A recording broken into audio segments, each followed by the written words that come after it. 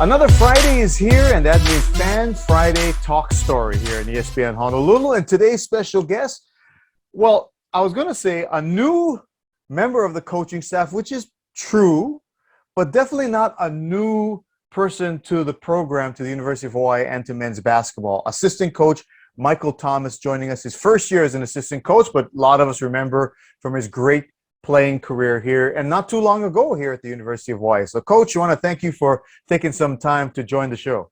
Absolutely. Thank you for having me. It's awesome. And you know what? My obvious first question is, hey, your first year in collegiate coaching, how is it going? And just before you came on, you're doing some film, breaking it down, already getting into the prep work for the next opponents. But, a year ago today, was coaching in your kind of career path, and especially coaching at the University of Hawaii? Was that kind of in the vision a year ago? I'll say I was a performance trainer, which is more like strength conditioning. And that was definitely a goal of mine, was to be able to build my career up to come back and do that at the University of Hawaii. But I hadn't imagined it until down the road. I was thinking about around like maybe mid-30s, late 30s maybe. And just the opportunity to be able to use my full mind and encompassing. I hadn't thought about that. I hadn't thought about becoming a coach. I didn't want to be a coach when I first left college. I just wanted a little bit of time away from the game when I stopped playing. And I think this has just been an unreal experience, but very humbling, and you learn something every single day. And it's something that I really cherish. You don't value it, or you don't see it when you're playing, but even after the game, it's something that's very, very, very cool and important. How has it been? I mean, first of all, you're kind of had to move back here to Hawaii. I mean, it's familiar territory, which is kind of cool, but the job itself, I mean, any kind of surprise like, whoa, I didn't know coaches did this, or boy, this is more challenging than I thought, or this is really great. What's kind of the general vibe so far? Yeah, I'll say, it's definitely challenging that you don't realize when you're a player, you're kind of not going through the motions, but you're in the middle of it. And so you're the one that's the talent, and you're the one that's, putting the work that everybody sees, but there's so much work behind the scenes that nobody sees, in preparation and all these different things that are so influential and key to games that really, as a player, you don't understand it. So coming into coaching, I was just shocked at the amount of work that we put in, the amount of detail that we focus on, and all that stuff. And it's not to be taken lightly, and that's just the truth of it. All this stuff factors into us being able to win games and being able to influence these young guys at the ultimate level, being a man, but also being a great player. So, yeah, it's a big deal. Now, before you came to Hawaii, you were, like you said, you're a performance trainer, and you're working for a company called Athletic Gains. For those, us who don't know exactly what performance training is, in a nutshell, what is that? Yeah, so it's fully integrative training. It kind of goes hand in hand with player development. I don't know if you've seen some of the NBA or NFL guys when they have their skills coaches. It kind of goes hand in hand with the training, with the strength conditioning training. So what we're doing is a lot of cerebral, physical, and it's almost like muscle memory, if that makes sense. So we're combining those two factors and making sure guys know how to get to certain movements. Their body is knowing how to get in and out of cuts and different things like that, but from a very foundational level. And then from there, you can kind of progress it onto the court or onto the field in whichever way you'd like to. And so dealing with a lot of professional athletes in that and seeing the different kinetic geniuses was very, very cool in working in that job. But it was definitely a fun thing to do. I think it takes a lot of research and time. It's not just lifting or getting bigger or stronger or faster or anything like that. It's understanding how the body produces that type of energy and that type of force in any type of action you do, and what you need to unlock when it comes to the joints, ligaments, your hips, the different focal points of your body. So it's very cool work. Let's go shift a little bit back to when you were playing, which, surprisingly enough, is not that long ago. I mean, heck, you were there when Coach Ganat first got there. And here's an interesting stuff. When I was looking at your bio, you are the winningest University of Hawaii basketball player in the program's history. Yeah. When did you even know that? I think they brought it out at, when was it? It was a banquet. It was our last banquet of my senior year. And I think Ganat or somebody had mentioned it. I want to say Jacobson maybe. And I was shocked. I had no idea. I think once I was one of the players that's been here all 5 years. Sometimes we get some in and outs as the years go by and stuff. And so I took pride in that, being able to stick just close to what I call my home. now, and that was important to me. But I was shocked when I heard and found out that I was the most winningest player. I think it's a really cool statistic. I want somebody on this team to beat it, obviously, but it's a very cool statistic. And you're the only one. I mean, that's something where your legacy, I mean, to talk about putting something, your hat on something, to say you're the only winningest so far in program history. You also won the Art Woolaway Most Outstanding Player Award and the Riley Wallace Leadership Award.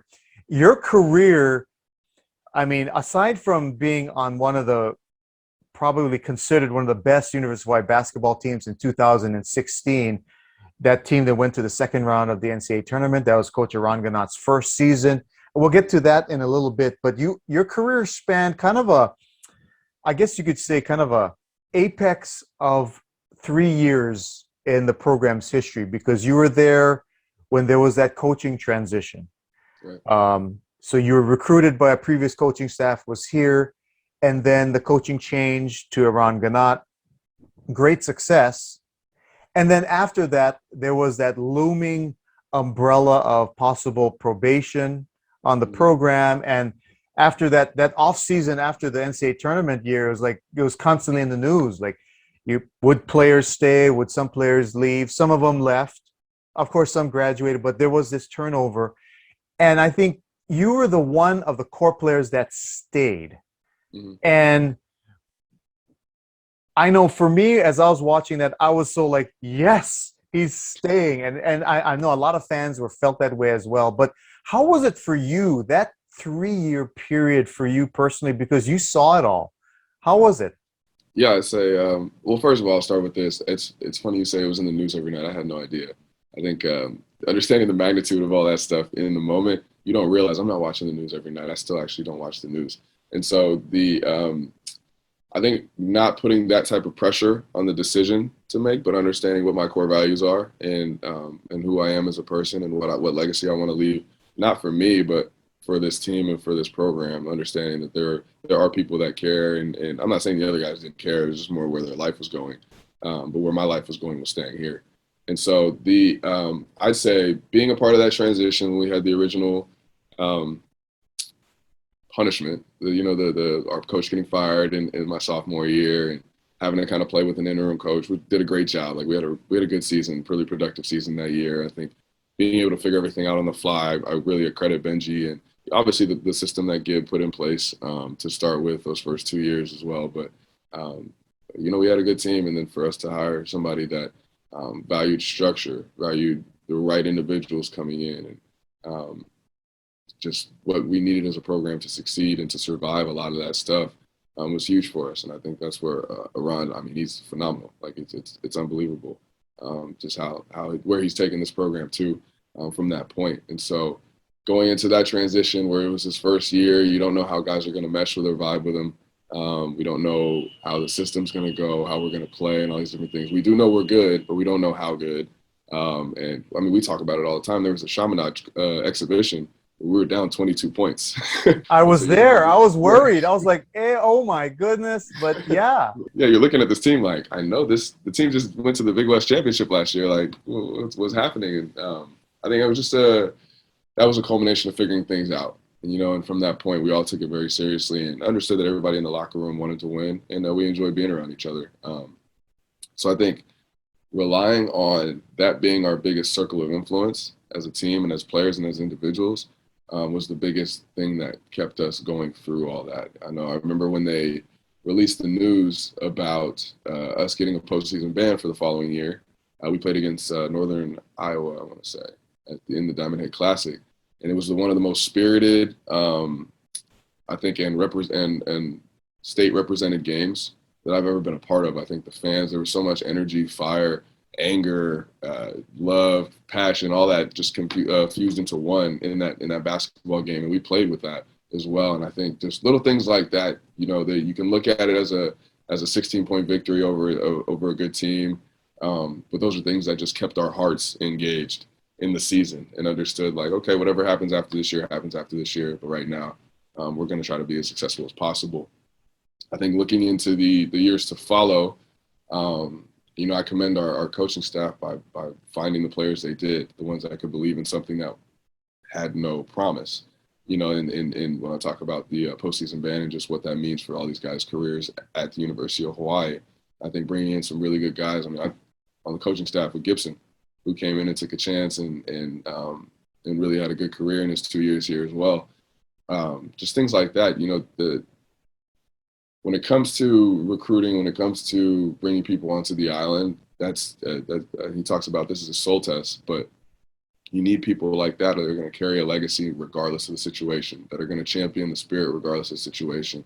And I think that was something huge that in that year that I didn't play, those players on the court really brought that. Like Noah Allen, I mean, to come in and be a first team all-conference player is unbelievable, to average the numbers he did, and not really playing in his years at UCLA, but still carrying that on his back and having the same pride that a lot of us played with the year before.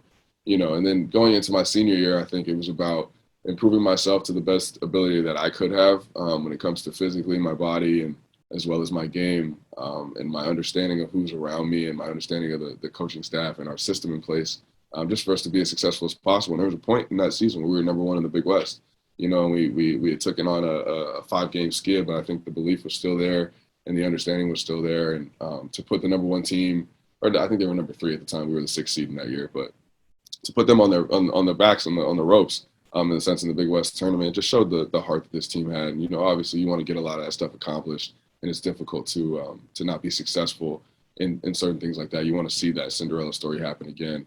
But I was very proud of my time here, and the things that we were able to do and accomplish. So. Let's go to that NCAA tournament year, because, I mean, again, it was, aside from your personal legacy, which I'm getting more admiration for it personally, just hearing you talk about it, but that team that you were on, very talented. It had to endure the coaching transition. So there was that adversity, but really one of the great seasons, one of the great teams in University of Hawaii men's basketball history. Going to the NCAA tournament, winning the Big West prior to that, what kind of pops into your mind in that year? Like, was it a game? Is it your relationship with players? Is it a moment? Is it the tournament itself? What kind of flashes when you think about that season? Yeah, I think I can speak in different factors of that. I'd say the talent on that team was unbelievable. And when I say talent, it's not just purely on the court, but the different way these guys think the game, the different way these guys react and see their teammates.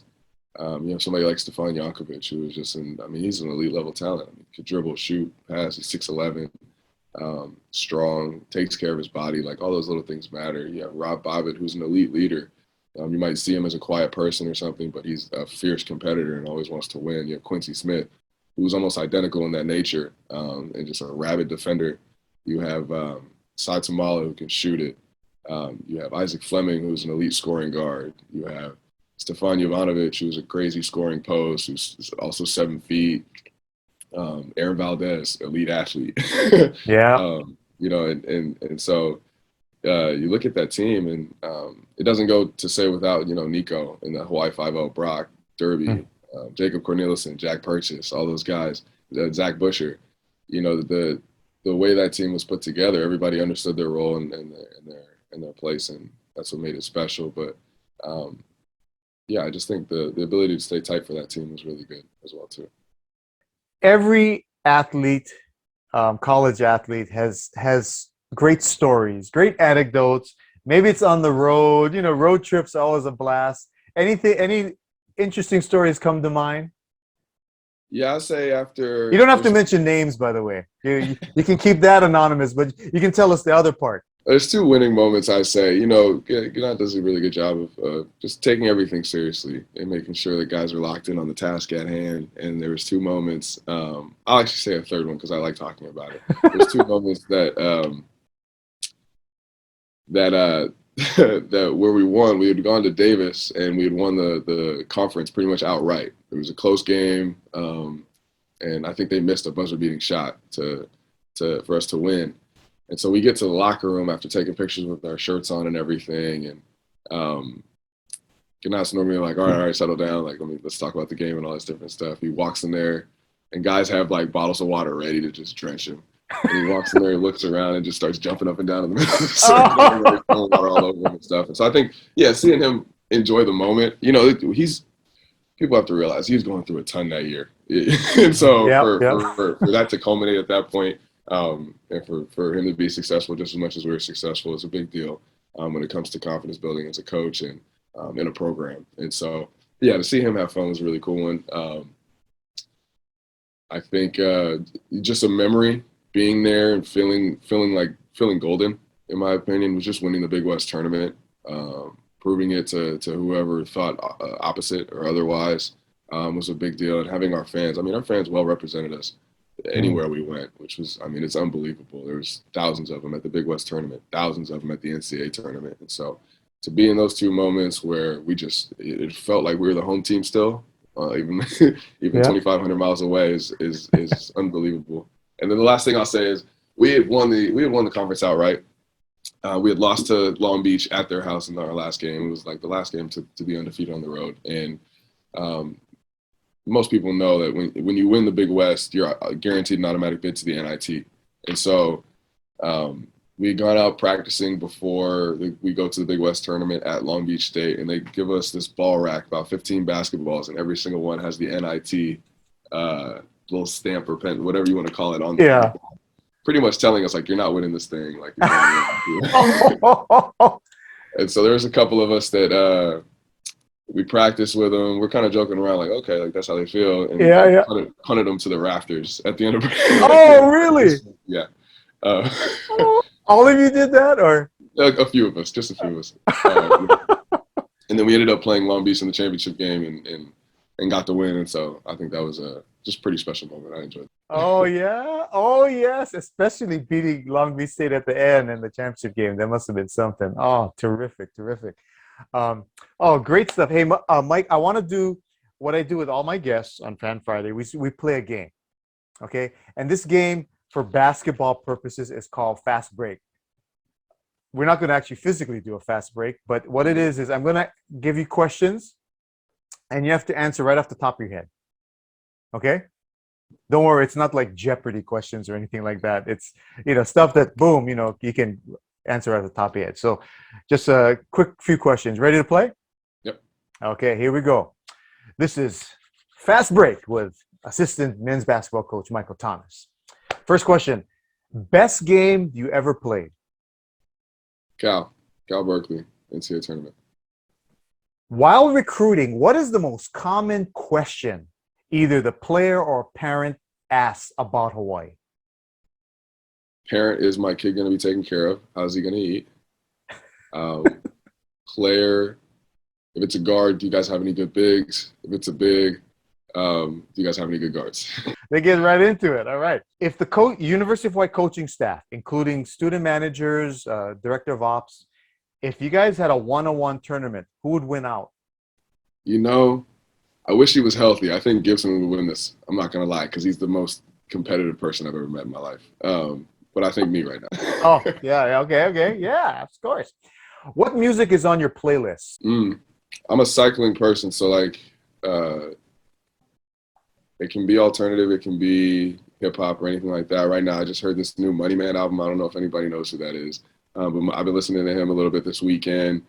Prior to that, it was Young Thug. He has an album out, but I will dabble in, like, sometimes I'll go all the way back to 2000s. I like Coldplay. I like different bands. I'm diverse when it comes to music. I really enjoy that part of my life. Who is your idol or mentor?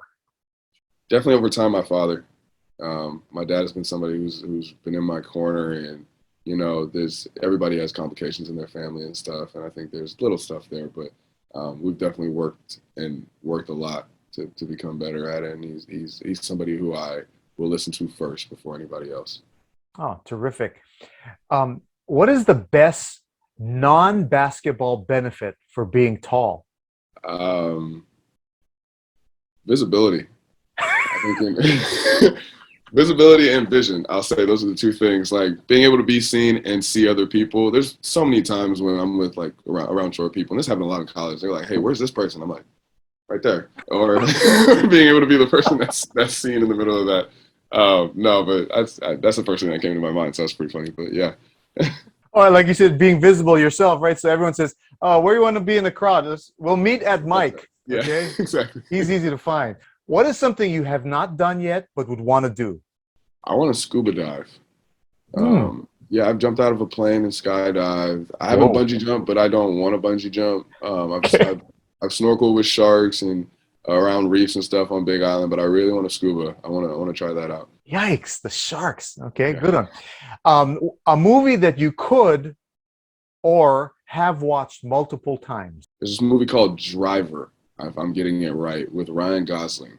And he has minimal lines, but it was a very just cryptic movie that I enjoy all the time. The way the story's set up, it's in Los Angeles. He has this mild love chase in it, and it's a cool guy. He's a stunt man that ends up being like a vigilante in a sense. And I don't know, I enjoy the movie. It's different. Okay, Driver. I got to write that one down for myself. If you had to compete in one of these competition shows, which one would it be? And here are the shows: Dancing with the Stars, Jeopardy, Master Chef, or The Masked Singer. You had to do one of them. Which one would it be? Probably Jeopardy. I don't like to put myself out there too much. Dancing with the Stars and The Masked Singer sound like a tough one. And it's funny. Quincy used to call me Uncle Mike. I think Gannat still calls me Uncle sometimes. But I've always known for just knowing random facts or always jumping into a conversation with an answer or something like that. So I think Really? Oh, goodness. That is awesome. When you were playing at the University of Hawaii, who was the messiest teammate? he's gonna hate me for this. Nico Filipovic. He was my roommate my freshman year. I was like, this guy, like, I mean, he's he's hilarious. Do anything, anywhere. We would bring cleaners to our dorm room. They would come and clean our dorm room. You're kidding. Oh, my goodness. Big work on his side of the room.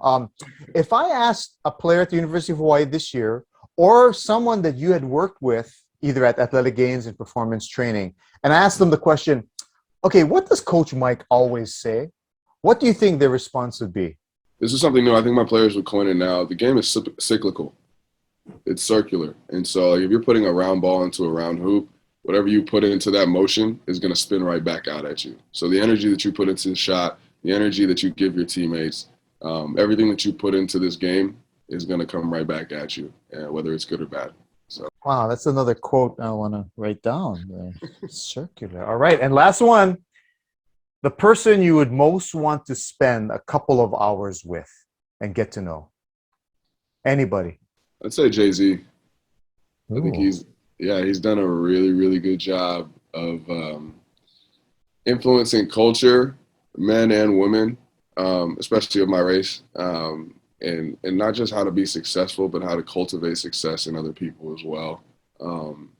And it's not from one facet of life. It's not just hip hop. It's real estate. It's business. It's sports. It's music. It's everything. And so I would love to hear just the ups and downs that he's had. The different ways that he found quick success versus long-term success and a lot of different things like that. I think that would be a really cool conversation. Yeah, that's definitely the very diverse success he has had. Awesome. Well, thank you. Hey, that was great. That was a great fast break, and you slammed it home at the end. That's awesome. Hey, Coach Michael Thomas, I want to thank you so much for taking some time to be a part of our Fan Friday Talk Story. Good luck this season. Good luck to you in your first year as assistant coach. Thanks so much, man. It means a lot.